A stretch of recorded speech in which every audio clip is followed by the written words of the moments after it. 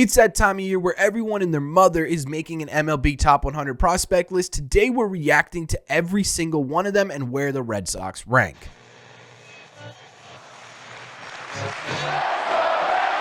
What is going on, everybody? Welcome back to Red Seat Radio. My name is Corbin, and right now baseballs are getting loaded onto trucks and sent down to Fort Myers. Spring is around the corner, and what this signals to basically every major publication that even slightly covers baseball is it's time to put out their MLB Top 100 prospect list. And every single year, these results vary wildly. Depending on where you're looking, the Red Sox are either in a great place, a really bad place, or somewhere in between. So what I figured we'd do in today's video is, instead of breaking them down one by one, we're going to react to all of them all at once. We're going to compare each list, talk about where the Red Sox rank on each list, why they vary so much, and ultimately try and figure out which publication put out the most accurate Red Sox Top 100 prospect ranking. But before we get into that, just a heads up, we are on the road to 10,000 subscribers. We are less than 1,000 subscribers away from that 10,000 subscriber mark. So if you're new here, make sure you guys have hit that subscribe button. We talk Red Sox content almost every single day. Also, make sure you guys have hit the like button on this video as well. Just helps these videos out a ton, and it would mean a lot to me. Thank you all very much for clicking on this one. Let's get into it. Okay, so when I said we're reacting to every single MLB Top 100 prospect list, that may have been a bit of an exaggeration, mostly because if we reacted to every single one, we'd be here till next Tuesday, right? There are a ton of them. So instead, what we're going to do is we're going to react to the top 4 publications, the big 4 Top 100 prospect lists, and there is one commonality, and that is that the top 3 Red Sox prospects remain the same. I'm sure you can guess who they are. What varies in every single one of these is other players added, as well as where they place on the top 100 list. And we're going to start with MLB itself. MLB Pipeline put out their top 100 prospects, and here's where the Red Sox rank. They've got Marcelo Mayer, the Red Sox #1 prospect, in the 15th overall spot. They have Roman Anthony second at the 24th spot, Kyle Teel at the 40th spot, and Ceddanne Rafaela added to this list in the 76th position. One thing that's super important to note about this MLB Pipeline's list is that they're very high on Red Sox prospects. Right now, the Red Sox on this list have more top 50 MLB prospects than any other team in their division, outside obviously the Orioles, which have a juggernaut of a minor league system. Reacting to the list itself, I actually really like it. I think Marcelo Mayer being the highest ranked prospect could be debated amongst Red Sox fans, but overall, when you're looking at it from a national perspective, Marcelo Mayer has that higher pedigree. He has more experience than Anthony at the minor league level, and he is probably closer to Major League Baseball than Roman Anthony might be, and that's probably the reason why they put Marcelo Mayer above Roman Anthony. I do like Roman Anthony's placement, but what I really like about this list is the fact that Kyle Teel is a top 50 prospect. I think he definitely deserves to be in that top 50 just because of how unique of a prospect he really is. A super athletic catcher with a high contact ability is pretty tough to find. It's not something you find every single day, and I think that definitely warrants a top 50 placement. Ceddanne Rafaela being fairly high on this list, almost cracking the top 75%, is really impressive as well. I think that's just a absolute shout out to the monster season Ceddanne Rafaela had last year.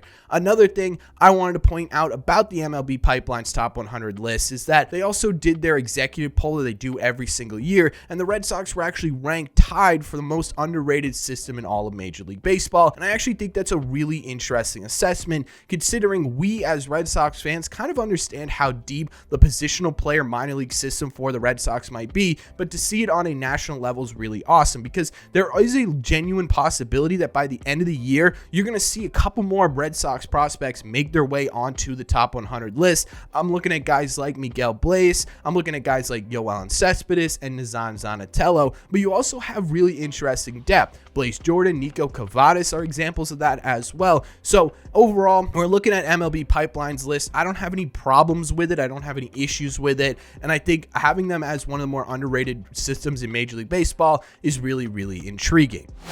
Moving on to the second publication here, the next big one, in my opinion, is Baseball America when they put out their top 100 prospect list, and it actually looks fairly similar to the MLB Pipeline. They still have Marcelo Mayer as the Red Sox top prospect, coming in as the 14th highest ranked prospect in the game. They then have Roman Anthony at the 21st spot, Kyle Teel at the 62nd spot, and Ceddanne Rafaela at the 94th spot. Comparing this a bit to the first list, I think Kyle Teel's a bit low. I understand the reasoning behind maybe being shy putting him in the top 50 prospect list, mainly because he does have such a small sample size in minor league baseball. But again, you look at just sort of how unique of a prospect he is. It's not something you come around every single day. I think, again, it warrants a top 50 spot. I also don't hate that Ceddanne Rafaela is a bit lower. He had a really excellent season last year, but we've talked about it before. He's got such a high ceiling, but kind of a low floor in terms of offensive production. It makes sense that at Baseball America's being a bit more conservative with where they place him on this list. Another thing Baseball America did is they dropped their overall farm system rankings and had the Red Sox coming in at number 13, which I personally think might be a tiny bit low, but isn't far off. If the Red Sox had just one pitching prospect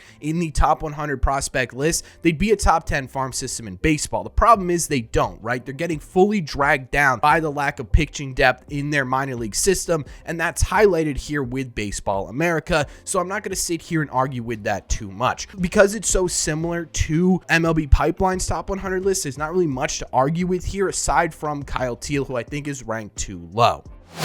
ESPN is the next one we're going to talk about, and this is the first one that truly switches things up a bit, that really sort of flips everything on its head, because they've got Roman Anthony as the Red Sox #1 prospect, but in the 23rd spot in Major League Baseball. ESPN believes that the Red Sox don't have a single top 20 MLB prospect. They've got Marcelo Mayer coming in at second in the 28th spot, 61 being Kyle Teel, and that's all, folks. They don't have a single other Red Sox prospect in their MLB top 100 prospect rankings, and I don't entirely agree with this one. The author of this article, Kylie McDaniel, underrates Marcelo Mayer by saying he still needs to refine his plate approach, which on its own is fair, and I think is a totally valid criticism of Marcelo Mayer up until this point, but he also doesn't take into consideration the fact that he was injured and playing through an injury at all at the AA level, and pins all of his performance at the AA level on his plate approach, which is what dropped him so far in these rankings, and I don't entirely agree. I don't think that brings in the entire picture here. I'm not super impressed with this list, not just because I'm a Red Sox fan and obviously super biased, but because I don't think it's telling the full story of each one of these prospects. ESPN not exactly loving this one. They also ranked MLB farm systems and also had the Red Sox in the number 13 position. I'm not going to go over why I think that's kind of fair again after talking about it, because Baseball America had the exact same ranking, but just so you guys have that information, ESPN also believes they're sort of middle of the pack when it comes to minor league systems. The final one we're talking about today is the infamous Athletics Keith Law's top 100 MLB prospect list, and this was an extremely aggressive Red Sox ranking because they had their first Red Sox prospect appear in the number 8 spot in all of Major League Baseball. Once again, Marcelo Mayer taking that crown. They then had Roman Anthony right around where MLB and Baseball America had him at 22. Ceddanne Rafaela on this list jumps all the way up to the 32nd prospect in the league. They also have Kyle Teel at 54, and Miguel Bleis, for the first time on any of these lists, sits at number 88. Personally, this is super ambitious for the Red Sox. I think Marcelo Mayer very clearly has the potential to be a top 10 prospect in the entire game. We saw it last year on MLB Pipeline and Baseball America, but I think it's fair to say that injuries taking Marcelo Mayer off the field for the second year in a row is a reasonable reason why every other publication doesn't have him in their top 10. I really like Keith Law being aggressive here, but it is super ambitious. Ceddanne Rafaela being in that 32 spot, in my opinion, is the most ambitious part of this. Again, we talked about it before. He's got a really, really high ceiling. He's unbelievably athletic. He does have a low floor, though. He has the potential to be sort of a Jackie Bradley type player at the major league level, as opposed to that sort of Mookie Betts 5-tool athlete that some people have put on his head. That's reason for caution on a lot of these lists. The other thing I want to point out is is we finally get some Miguel Bleis love. Bleis is one of the best prospects in the Red Sox system. He was injured last year, but all around, he could be the Red Sox most athletic prospect that they have in their entire system right now. And I think this is a guy, like I mentioned before, who's going to start appearing on a lot of other top 100 prospect lists now that he's fully healthy and ready to go for an entire season. His ceiling is astronomical, but I love the fact that Keith Law gave him some credit in his list. So that's all 4 of the top major publications that put out the MLB Top 100 list and where the Red Sox fall in each one of these. Again, the big thing I want you guys to take note of is that all of these are sort of wildly different. Each one of them has each prospect basically in a different position, maybe around the same area, but obviously different in terms of where they actually rank. And so the question I want to also answer in this video, because many people have been asking, is why do they vary so much? Why is there such a difference in each list?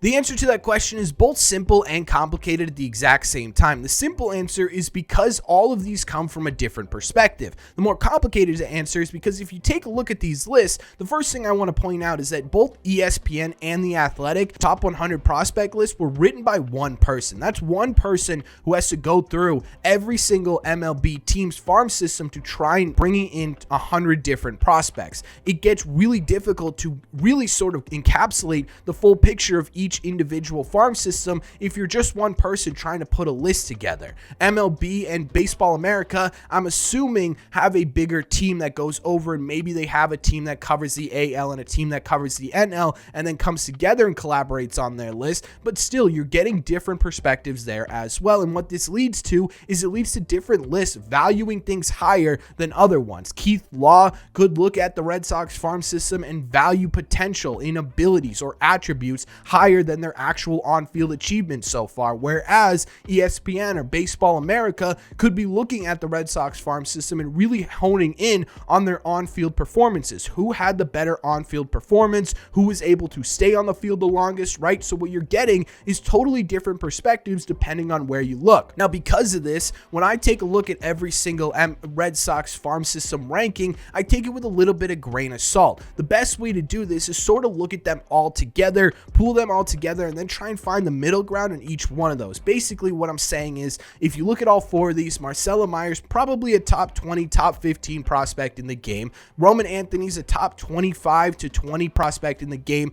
Kyle Teel's right around that 50 mark. Ceddanne Rafaela is towards the bottom, and Miguel Bleis definitely deserves some more love than he got. I think it's super interesting trying to figure out which publication values certain aspects higher than other publications, and to me that's the most interesting part of these lists. Plus, it's really awesome to see these prospects who work super hard and who put together really nice seasons get the recognition that they deserve. But this is just my opinion, so let me know in the comment section down below, what were your reactions to each one of these lists? Do you agree with one of them more than the others? Is there one that you're sitting there saying, wow, how did they mess this up so bad? What are your thoughts on the biggest publications Red Sox rankings in the top 100 prospect list? Because I'll tell you, I think MLB Pipeline has the most accurate Red Sox prospect list. So let me know in the comment section down below what you think as well. As always, if you made it to the end of this video, again, we are less than 1,000 subscribers away, so if you haven't already, make sure you guys have hit that subscribe button. As you know, we talk Red Sox content almost every single day.